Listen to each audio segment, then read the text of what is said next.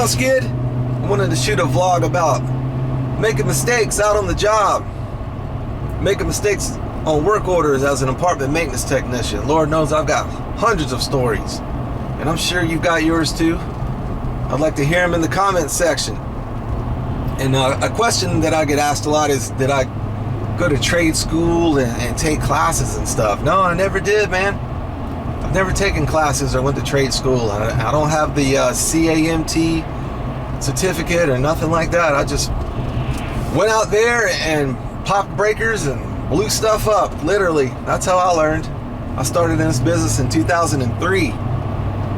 And it was just supposed to be temporary, you know. A friend of mine said, hey, we're looking for a groundskeeper. So I said, man, I could do that. Just come out there, keep the grounds look good, paint a couple of doors. Started it for $8 an hour, and I barely knew the difference between a flathead and a Phillips head, but I ended up liking it, and here I am today. So that's how I started. Never took any classes or anything. And there was no YouTube back then. And I really struggled, man. I really struggled. But I stayed in the fight. And I'll go over some big mistakes that really stick out in my mind. I won't go through them all. Geez, we'll be here for 2 months.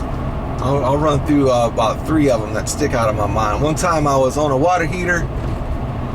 No hot water call. And I thought the water was off. But they put the valve to turn the water off on the hot side, so it was still coming in cold at full blast. I didn't know. The other ones I did, I just turned the valve off and replaced the element in and out. I try to do it with the water heater full, which is why I don't do it anymore. So anyway, I loosened the top element. Boom! That water heater element shot out of there like a bullet, flooded the apartment below. The lady was crying. So embarrassing, man. That's the thing. It's just embarrassing, man. And that's the part you got to get over, the embarrassment. You know, then you're gun shy for a little while, and you don't want to touch anything big. You don't want to do big jobs. That's the part you got to get over. Let's see, what's another one? I was standing inside of a dryer that I was repairing. I was trying to see if the element still worked.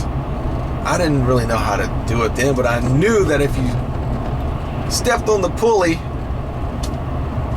the motor would start turning and the element would fire up.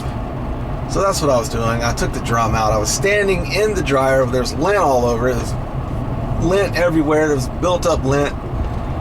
Standing in the dryer, and then I stepped on the pulley to turn it on. It was live. Foolish, I know. I turned to look at something, and my keys hit the top of the element. Boom! Big sparks. Sparks went down onto the lint, lit the dryer on fire. And this thing was smoldering, man. I started pulling it out of this guy's apartment. He's in my way saying, hey, let me help. Let me help. I'm like, get out of the way. So I pulled this thing out into the parking lot and just left it smoldering. Had to go in and tell the manager, and that was really embarrassing. I mean, this guy's apartment was full of smoke. I mean, the doggone dryer was literally on fire, man. But luckily I worked for student housing, and they were really forgiving and provided a learning atmosphere, for lack of a better term. I mean, I went around that place popping breakers and just learning, man, and got better and better and better. And let's see what else. I drained a swimming pool twice. I turned the wrong valve after backwashing. I don't know. You shouldn't guess when you're dealing with a pool valves, but I guessed. I'm like, oh, that must be the right one, and left. Came back the next morning and the pool was empty. And I don't mean it was down a few feet. I mean, grab your skateboard and start half piping or whatever that stuff's called. I did that twice. The same pool. Drained it. Empty. So that's it, man. Those are the 3 that really stick out in my mind. I've made hundreds of mistakes, and I still make mistakes nowadays, but they're not that severe where it makes property damage. But it's gonna happen. It's gonna happen, especially when you're new in this field, and especially if your property doesn't send you to training and stuff. What do they expect you to do? Just go out there and know it? Rub your crystal ball. That's what they want you to do nowadays. They don't want to send you to training. So that's how I learned, man. And I struggled. There was no YouTube when I started. You just had to go out there and blow things up, fling sparks and pop breakers. And I like to use the swimming analogy a lot. You know, you can read all the books you want to about swimming. You can read all the books you want to and watch all the videos about swimming, but you're not really gonna know how to swim until you dive into the pool. So that's my advice to you guys. If your property isn't providing any training, just go out there and do the best you can. You guys got YouTube nowadays. You're lucky. So that's it. Just wanted to share a few mistakes with you guys and tell you new guys to just hang in there. If you make a mistake, man, get over that gun shy and just keep going, keep plowing through, and you'll get better and better and better. Hands-on experience.